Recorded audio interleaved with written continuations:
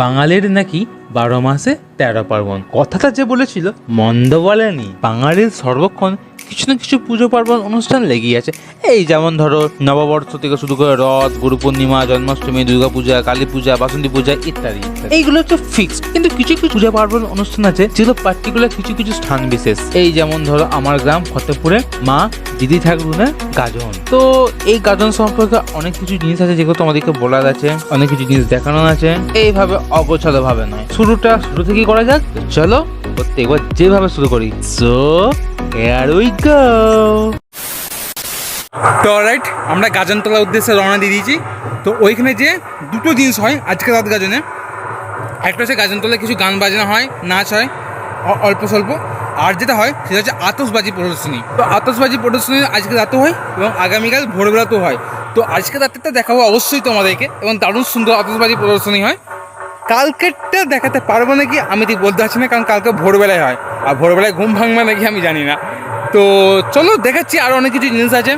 মা দিদি ঠাকুরুন অর্থাৎ মা চণ্ডীরই আরেকটি রূপ। কথিত আছে বহু বছর পূর্বে কিছু তান্ত্রিকগণ গ্রামে গ্রামে ভ্রমণ করতেন এবং কিছু আদায় করতেন। এরকম করতে করতে একটা সময় আমাদের গ্রাম অর্থাৎ এই ফতেপুর গ্রামে এসে যে স্থানে এখন মা দিদি ঠাকুরুনের মন্দির আছেন, ওই স্থানে এসে ওনারা মা চণ্ডীর এই আর এক রূপ মা দিদি ঠাকুরুনকে ওই স্থানে প্রতিষ্ঠা করেন। বর্তমানে বছরে 2টি দিনে মা দিদি ঠাকুরুনের জাঁকজমকপূর্ণভাবে গাজন হয়, এবং মন্দিরের ভেতরে যে স্থানে মা দিদি ঠাকুরের সিংহাসনটি আছে তার নিচেই আছে পঞ্চমুণ্ডির আসন। এই গাজনের পার্টিকুলার সময় বলতে আষাঢ় মাসের কৃষ্ণপক্ষের পঞ্চমীর যে পরের মঙ্গলবারটা হয়, সেই মঙ্গলবারে এই গাজনের অর্থাৎ মা দিদি ঠাকুরের ঘট উঠে, ও ওই মঙ্গলবারের ঠিক 7 দিন পরে সোম ও মঙ্গলবার যথাক্রমে রাত গাজন ও দিন গাজন হয়। তো চলে এসেছি গাজনতলায়। তো এইখানে কিছু গান বাজনা হবে, সেগুলো তোমাদেরকে দেখাচ্ছি। আর আতশবাজি প্রদর্শনী একটু পরে হবে, তো সেগুলো যখন হবে তখন তোমাদের অবশ্যই দেখাবো, ঠিক আছে?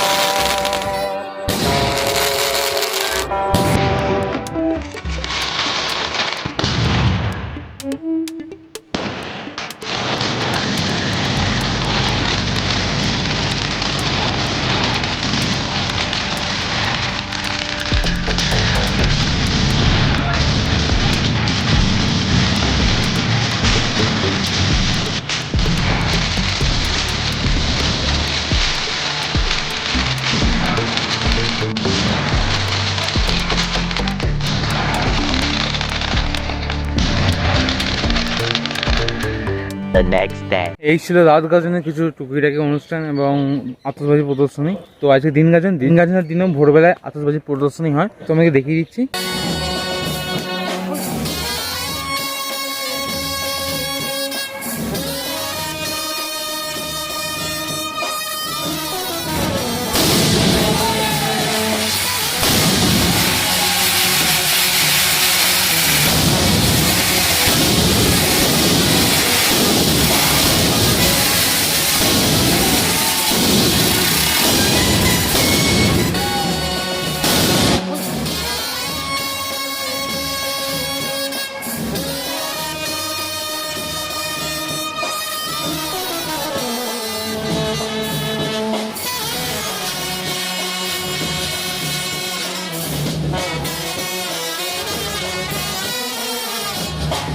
দিনগানের দিন ভোরবেলা আতশবাজি প্রদর্শনী হওয়ার পর মাকে পুরোহিত মশাই মাথায় করে নিয়ে গোটা গ্রাম ভ্রমণ করে। তো আনফর্চুনেটলি আমি সেটা তোমাদেরকে দেখাতে পারি নাই, কারণ আমি ওইখানে আতশবাজি প্রদর্শনী দেখে এসে ঘুমিয়ে গেছিলাম, শরীরটা একটু খারাপ ছিল আমার।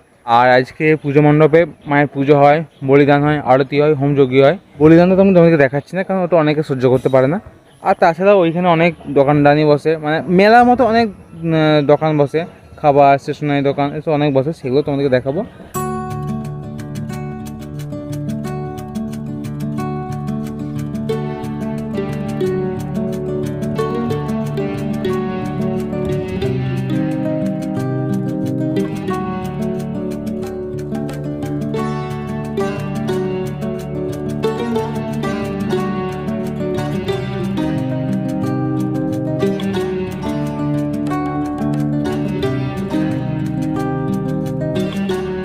রাত গাজনে সমস্ত গান বাজনা আতশবাজি প্রদর্শনী এবং দিন গাজনে ভোরবেলা আতশবাজি প্রদর্শনী এবং দিন গাজনের দিনে গাজনতলা পরিক্রমার পরে বাড়ি ফিরে বিকালবেলা একটু রিফ্রেশ হয়ে যদি এই পুকুরটা একটা নৌকো পরিক্রমা করা যায় কেমন হবে? তো চলো যাওয়া যাক। বাজারে এখন অনলাইন মার্কেটে হাইপ হয়েছে নাটিং ফোন করতে চলেছি বোটিং আমরা এখন। তো হ্যাঁ বলে রাখি এই বোটিংটা এই বছরই প্রথম অর্গানাইজ করা হয়েছে, এর আগে থাকেনি এটা। তো যাই হোক আমি বোটে চেপে চারদিকটা পরিক্রমা করি আর তোমরা ডিজিটালি এনজয় করো, কেমন?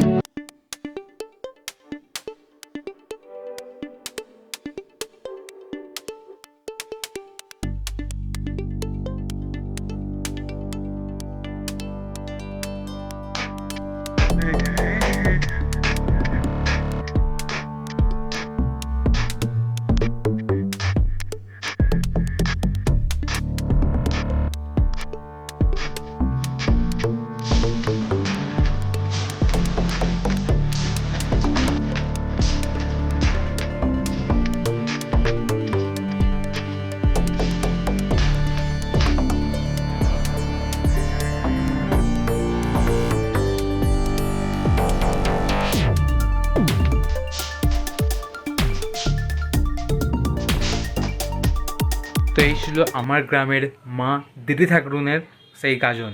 এগুলো যদি ভিডিওটা ভালো লেগে থাকে অবশ্যই একটা লাইক করে দিও, খুব খুব খুব খুব খুব শেয়ার করে সকলকে দেখার সুযোগ করে দাও আমার গ্রামের এই দিদি ঠাকুরুনের গাজন। আর যদি চ্যানেলে নতুন হও তাহলে কি করছো, সাবস্ক্রাইব কেন করছো না?